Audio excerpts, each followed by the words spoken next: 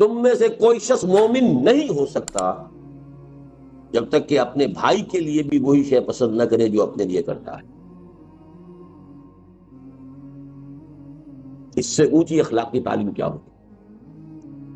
لیکن اس کا مفہوم عام طور پر محدود سمجھا جاتا ہے کہ آپ اچھا پہننا چاہتے ہیں تو اپنے بھائی کو بھی اچھا پہنائیں، آپ اچھا کھانا چاہتے ہیں تو اپنے بھائی کو بھی اچھا کھلائیں. اچھا بھائی بھی ایک حقیقی بھائی ہے، ایک چچا زاد بھائی ہے، ایک بھائی جو ہے وہ دادا کی نسل سے چل کر بھائی بن گیا. یہ تو پھیلتا جائے گا، ہر انسان دوسرے انسان کا بھائی ہے، کم سے کم ہر مسلمان دوسرے مسلمان کا بھائی ہے. پہلا تو پھیلتا جائے گا.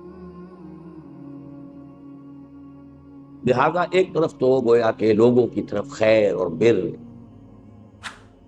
تبرع، اس کی تلقین ہو گئی. لیکن اصلاً یہ حدیث ہم نے خاص طور پر جو کوٹ کی ہے وہ کس اعتبار سے؟ یہ دعوت دین کے لیے بنیادی موٹیو ہے. آپ نے اگر دین کو اپنے لیے پسند کیا ہے اور آپ اپنے بھائی کو اس کی دعوت نہیں دے رہے، آپ میں ایمان کی رمق بھی، آپ نے خود اپنے آپ کو جہنم سے بچنے کا تو سامان کر لیا ہے اور اپنے بھائی کو جہنم کی طرف جاتے دیکھ رہے ہیں، اور ٹک ٹک دیدم دم نہ کشیدم، ایمان کی رمق بھی. لا یؤمن احدکم، یہ دعوت کا سب سے بڑا موٹیو. میرے بھائی، میری اولاد، میرے رشتے دار، میری قوم، دائرہ وسیع ہوتا جائے گا. تنظیم اسلامی کا جو ہمارا تاسیسی قرارداد، اس کی پھر تشریحات ہو.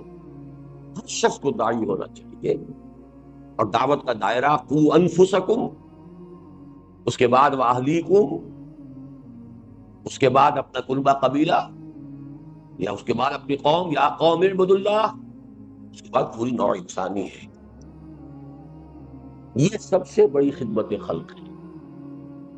اس لیے کہ کھانا پینا پہننا یہ تو صرف اس دنیا سے متعلق ہے. جو آخری زندگی ہے، آخرت کی زندگی ہے، ابدی زندگی ہے، ہمیشہ کی زندگی ہے، اس کے خیر اور اس کی بھلائی میں آپ دوسروں کو شریک نہیں کرنا چاہ رہے. اس سے اڑی چوٹی کا زور لگا دیں تو کوئی ریجیکٹ کرتا ہے تو وہ اس کے ذمہ ہے، اس کی جواب دہی وہ خود اللہ کے ہاتھ کرے گا. لیکن اگر آپ نہیں کر رہے ہیں تو آپ اس حدیث کی زد میں آ جائیں گے. لا یؤمن احدکم حتی یحب لاخیہ ما یحب لنفسہ. اب ایک حدیث آ رہی ہے کہ جو اسلام کے قانونی نظام کی ایک اہم ترین شق ہے. عن ابن مسعود رضی اللہ تعالی عنہ قال قال رسول اللہ صلی اللہ علیہ وسلم لا يحل دم امرئ مسلم الا باحدى ثلاث: السيب الزاني، والنفس بالنفس، والتارك لدينه المفارق للجماعة. رواہ البخاری و مسلم. یہ بھی پھر روایت کے اعتبار سے بہت اونچی حدیث. نہیں حلال ہے کسی مسلمان کا خون، یعنی خون بہانا، اس کی جان لینا حلال نہیں ہے. لا یحل دم امرئ مسلم، کسی مسلمان انسان کا خون جائز نہیں ہے، خون بہانا، قتل کرنا جائز نہیں ہے. الا باحدى ثلاث، سوائے تین میں سے کسی ایک شکل کے. السیب الزانی، شادی شدہ زنا کرنے والا یا زنا کرنے والی. رجم، ظاہر بات ہے پتھر ماریں گے تو سر پھوٹے گا اور جسم کے اوپر لگے گا، خون بہے گا، مارنا. والنفس بالنفس، قتل عمد کا مجرم اگر اس کے ورثاء جو ہے مقتول کے اسے معاف نہ کرے، یا یہ کہ خون بہا لینے پر آمادہ نہ ہو، تو اس کی جان لی جائے گی، اس کا خون جو ہے جائز ہو کے. والتارک لدینہ، اور دین کو چھوڑ دینے والا مرتد. المفارق للجماعہ، جو جماعت کے اندر مفارقت پیدا کر رہا ہے، تفرقہ ڈال رہا ہے. یہ جو ہے تین شکلیں یہ ہے مسلمان کے قتل. چوتھی شکل ہے کسی کافر حربی کے قتل.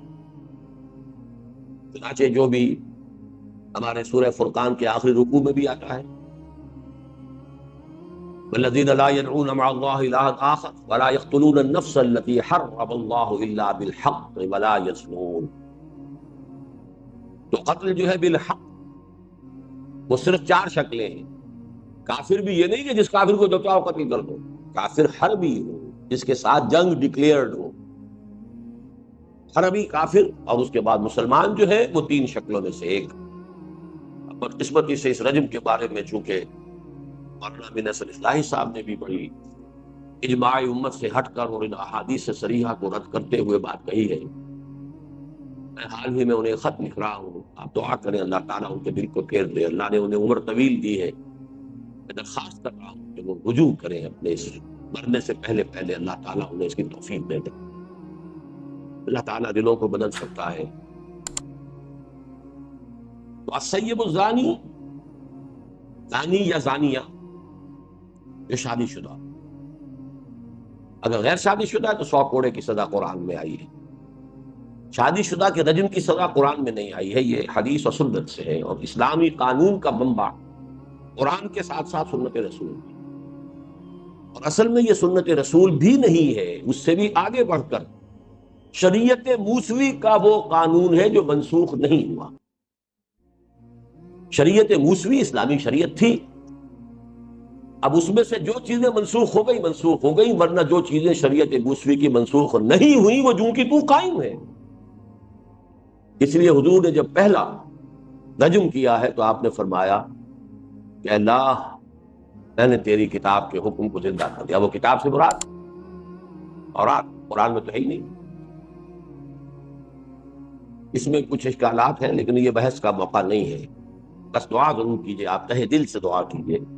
آج ہی میں خط ان کو بھیجوں گا، آپ دعا کریں کہ اللہ تعالیٰ ان کو رجوع کی توفیق عطا فرما دے. اور نفس بالنفس یہ تو صاف سی بات ہے.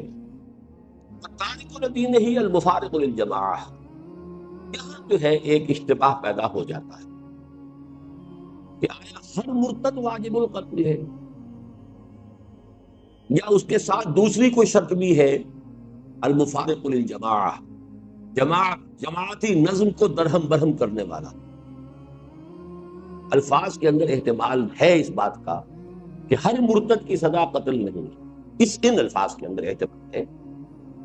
لیکن جو مرتد بھی ہو اور جو کمر کس لے اب اپنے اس ارتداد کے جراثیم کو اور پھیلا رہا ہو اور اس کے اندر فساد پھیلا رہا ہو، اس کے حق میں حضرت علی رضی اللہ تعالی عنہ کا ایک فعل بھی ہے ہمارے پاس کہ خوارج کے بارے میں، جن کے بارے میں کہ امت کا اجماع ہے کہ وہ اسلام سے نکل گئے تھے، مرتد ہو گئے تھے، لیکن یہ کہ حضرت علی رضی اللہ تعالی عنہ نے انہیں یہ کہا تھا آخری وقت تک کہ اگر تم لوگ فساد نہیں مچاؤ گے تو میں تمہیں کچھ نہیں